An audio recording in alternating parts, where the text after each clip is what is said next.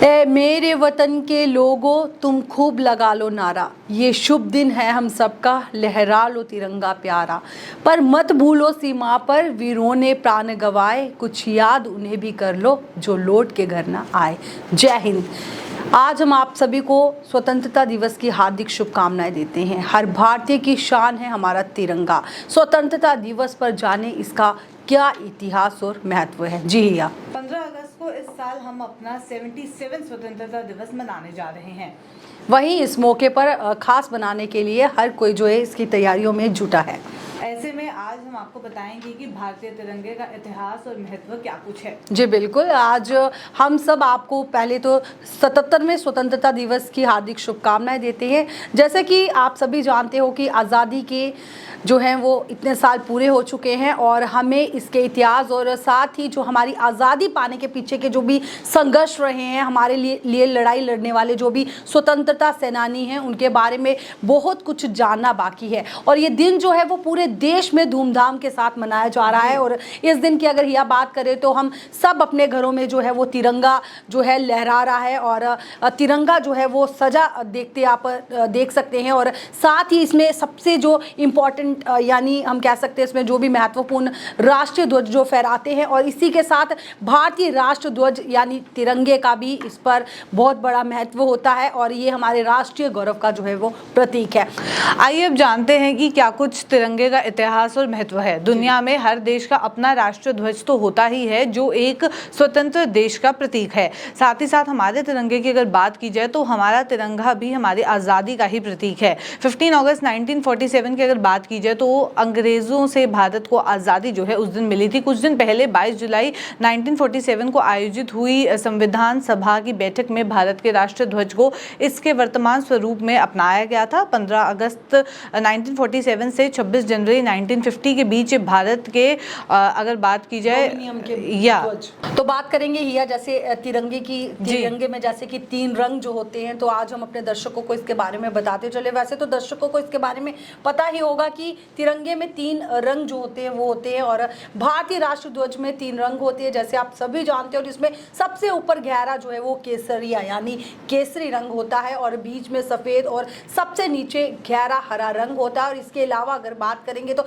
बीच में 24 तिलियों वाला एक नेवी ब्लू व्हील या जो चक्र जिसे हम कहते हैं वो होता है। और ये अशोक के सारनाथ सिंह स्तंभ के एवेक्स पर दिखाई देने वाला डिज़ाइन जो है उसके समान होता है। और इसका जो है वो व्यास जो होता है सफ़ेद बैंड की चौड़ाई के बराबर है। झंडे की चौड़ाई और लंबाई का अनुपात जो है वो 2 से 3 है। जी तारिका, इसके साथ इन रंगों के अर्थ समझाना भी बहुत ज़्यादा ज़रूरी है, तो इसके बारे में भी बताएंगे। हमारे राष्ट्रीय ध्वज का केसरिया रंग जो है वो देश की ताकत और साहस को दर्शाता है। वहीं सफ़ेद रंग जो आपने मेंशन किया तीनों रंगों के बारे में, वहीं सफ़ेद रंग की अगर बात की जाए तो धर्म चक्र के साथ शांति और सच्चाई को भी ये दर्शाता है।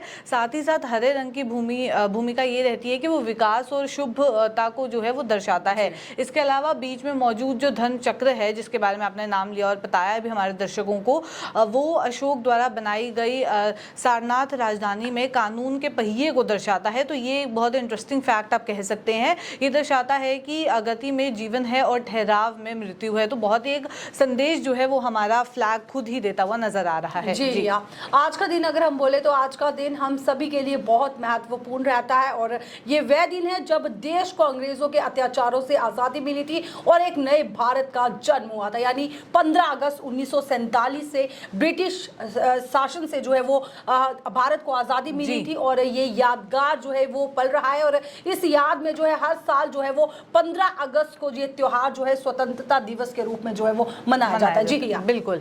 आइए अब 77वें स्वतंत्रता दिवस इंडिपेंडेंस डे के मौके पर जानते हैं कि भारत के पहले स्वतंत्रता दिवस के बारे में। जब पहली बार मनाया गया था तो उस टाइम क्या सिनेरियो था।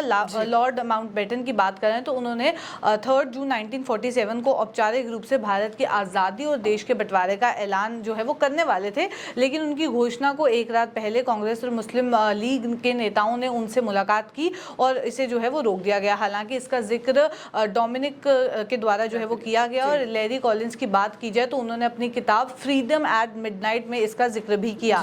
उन्होंने लिखा था कि 2 जून 1947 को 7 भारतीय नेता लॉर्ड माउंटबेटन के कमरे में जो है वो समझौता करने के लिए गए और कागजों को पढ़ने और सुनने के लिए जो है वो गए थे।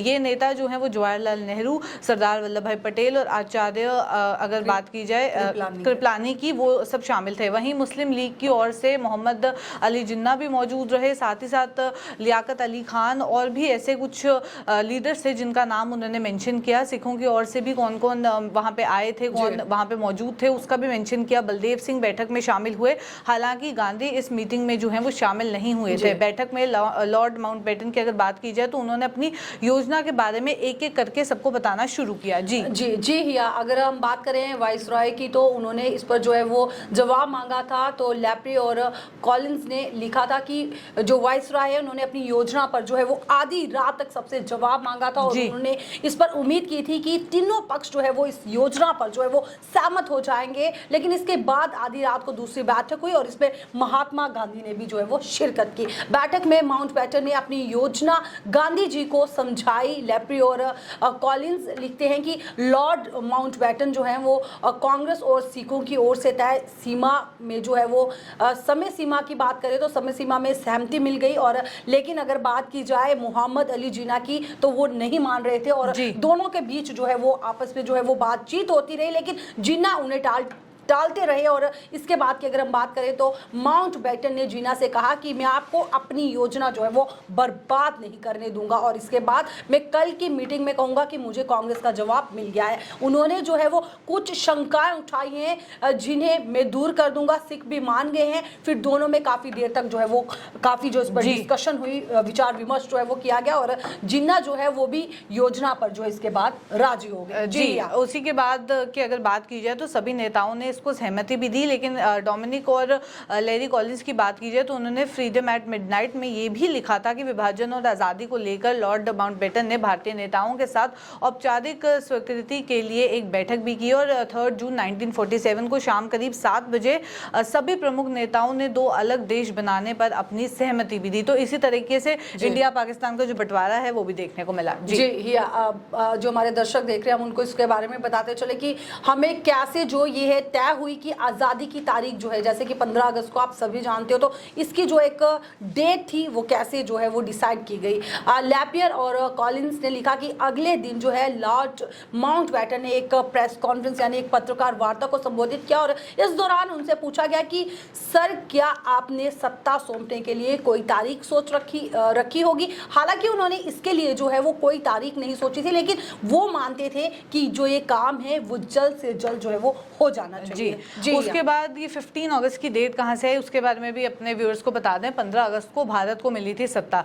लैपियर और कॉलिंस ने अपनी उस किताब में लिखा था कि अचानक माउंटबेटन ने उस समय प्रेस कॉन्फ्रेंस में कहा कि मैंने सत्ता सौंपने की तारीख तय कर ली है और उन्होंने ऐलान कर दिया कि 15 अगस्त 1947 को भारत को सत्ता सौंप दी जाएगी। इस बीच 14 और 15 अगस्त की अगर बात की जाए तो उसके दरमियान रात को भारत का बंटवारा हो गया और नए मुल्क पाकिस्तान जो है वो भी देखने को मिला, वो अस्तित्व में आया। देखिए आज हमने आपको किस तरह से बताया, जैसे आप सभी जानते हैं आज 77वां जो है वो इंडिपेंडेंस डे यानी स्वतंत्रता दिवस है। आज जो है हमारे देश को जो है वो आज़ादी मिली थी आज के दिन ही। तो इसको जो है वो इंडिया में नहीं है बल्कि इसके बाहर भी जो बाकी देश है वहां पर भी जो है इंडिपेंडेंस डे का जो है वो जश्न जो है वो मनाया जा रहा है। और इसके बाद अगर आपको एक बार फिर से बताते चले कि इस पर जो हमने है कि स्वतंत्रता दिवस जो है वो क्यों मनाया जाता है, इस पर भी हमने महत्वपूर्ण जो है वो जानकारी दी।